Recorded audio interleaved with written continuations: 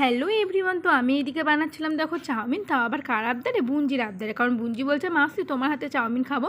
তো ওর মা ওকে বাড়িতে বানিয়ে দেয় চাউমিন ম্যাগি, তো ও খুবই ভালোবাসে খেতে। তো এইদিকে দেখো আমি চাউমিন বানাচ্ছিলাম, আর সেরকমভাবে না সবজি আনা ছিল না। পুজোর টাইমে যেহেতু মাছ মাংসটা বেশি হয়, তো সেই জন্য সবজিটা আর কি আনা ছিল না। আর মানে সবজি আনা ছিল, কিন্তু সেই সব সবজি তো আর দেওয়া যায় না। তো যাই হোক আর কি, আর বুঞ্জি সবজিটা খেতে পছন্দও করে না, তো আলু এটা দিয়েছিলাম। আলুটা অন্য টাইমে চাউমিন বানালে কী হয়, এগ চাউমিন করি, তো আজকে আলু দিয়ে বাদাম দিয়ে চাউমিনটা করব। যেহেতু মানে আজকে এগ খাবো না, কোনো একটা বার ছিল সেটা আর কি, তো মারা খাবে না, সেই জন্য মানে আমি দিদি বুঞ্জি খেলেও আর কি মা খাবে না, তো সেই জন্য এগটা দিইনি। তো এইদিকে দেখো আমি ভেজে নিচ্ছিলাম আলু, আর তারপরে আমার মামা আর দাদু এসেছিলো, তো সেই জন্য আমি ওই চলে এসেছিলাম। আর এদিকে দিদিকে বললাম বাকিটা তুই করে নে। তো দিদি দেখো মশলাটা আমি পেস্ট করে রেখেছিলাম, আর মশলা রেডি করেছে দিদি। তো এইদিকে দিদি দিয়ে দিচ্ছিলো, সবাই মিলে একটা জিনিস করে না মজাটাই আলাদা।